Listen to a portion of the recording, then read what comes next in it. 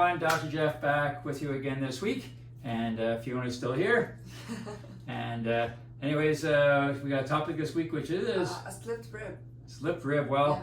I like to call that a pop rib, but that's my term for it. So what is a pop rib? Well, a lot of people will feel a stabbing pain in their shoulder blade, kind of up in here. You get this stabbing pain. A lot of times you wake up with it in the morning. You wonder why you can't turn your head to the side. You got this pain that's kind of in the shoulder blade, going up to the shoulder, sometimes in the neck.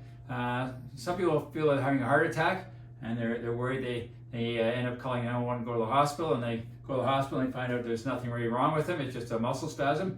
It's generally a rib that's out. The big thing for me, if somebody comes in with this, is that you can't really turn your head to the side. So if you're having a heart attack, you can turn your head to the side, but usually with a rib that's out, you're kind of limited being able to check that blind spot. But it's a real stabbing pain. Kind of goes up into the neck, down the arm a little bit, sometimes into the chest.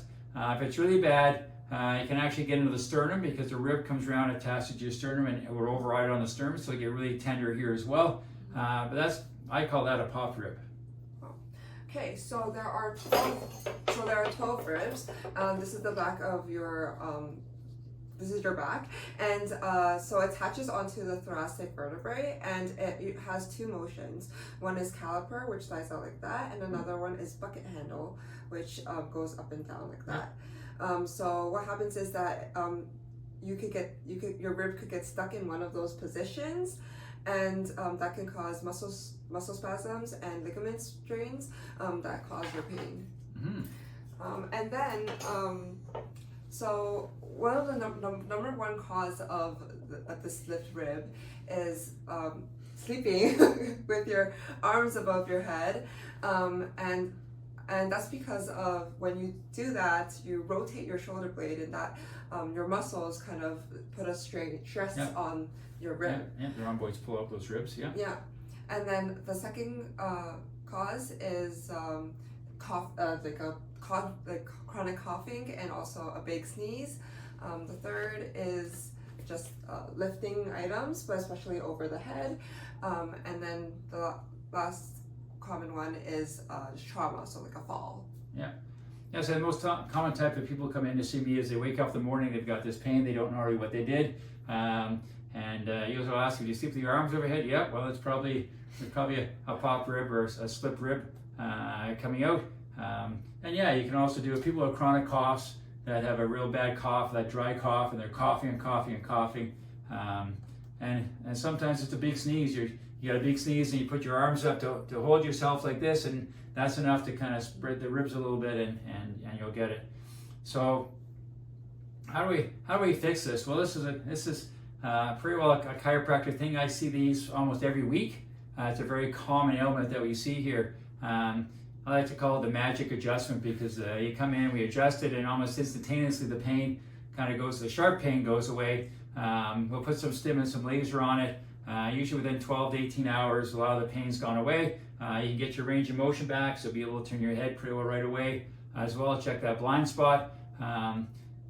Sometimes it takes a little bit longer, but generally 2 or 3 treatments is all you need. If a chiropractor is not available, you can always get a golf ball, try and lie on the floor or against the wall with a golf ball, and try and roll the golf ball over that point, seeing if you can roll and get that rib to slide back in on its own. Some people use a filing cabinet or the corner of your house or the corner of the door. Again, trying to get in there. Worst comes to worst, you're actually doing a trigger point, so you can relax muscle spasm a little bit. Some people have shown exercises trying to get your arms up like this and try and bend and twist and try and see if you can stretch it out. Haven't had much success with people getting it back with that. Really the biggest thing is being able to get that rib slip back in again with the adjustment. Pretty simple, and you feel a lot better. Pain goes away pretty quick. So generally what you're going to find with a pop rib is in the shoulder blade here, you're going to have a real tender spot that's kind of going to run up to the neck and down the arm a little bit. So, and then she wouldn't be able to turn her head as far to the left. So in order to fix it, we'll get just if you want to line her back here for me. That's a pretty simple adjustment. So I'm just going to be coming in on top of her here. I figure out if it's a bucket handle or a caliper motion, which direction to go. She just basically rolls back. I kind of lean on her, and that's the adjustment. all done. That's generally all we have to do to get that rib slip back in again. Thanks for watching. If you enjoyed this video, please give it a like and subscribe to our channel. Share it with your friends and family, and also leave a comment if you have future video ideas. Yeah, and just a reminder that on March 31st from 6:45 to 8, we're doing a plantar fasciitis workshop. So people that want to learn more about plantar fasciitis, come on in. We have some drinks and some snacks. So, and there's some door prizes. So feel free to sign up for that. I believe there'll probably be a link attached to this for that, and I hope to see you there. And as always, here at Goldsworthy Wellness, We got your back.